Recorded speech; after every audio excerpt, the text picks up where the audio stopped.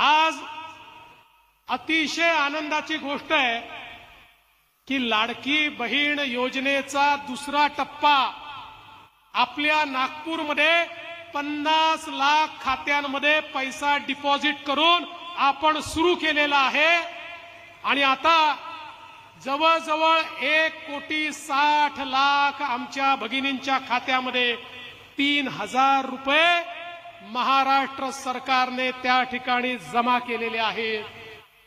ही योजना सुरू झाली, अजितदादा म्हणाले खरंय, ही योजना सुरू झाली त्यावेळेस ही योजना होऊ शकत नाही, कोणाच्या खात्यात पैसे जाणार नाही, 10% महिलांनाही पैसे मिळणार नाही, अशा प्रकारची वल्गना काँग्रेसचे महाविकास आघाडीचे नेते करत होते।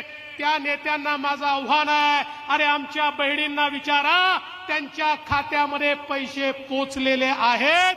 तुम्ही कितीही या ठिकाणी दूषणं दिली, अरे मुद्दई लाख बुरा चाहे तो क्या होता है, वही होता है जो मंजूर खुदा होता है। आमच्या बहिणींना आम्ही सांगितलं आणि त्यांच्या खात्यामध्ये ते पैसे पोचवले।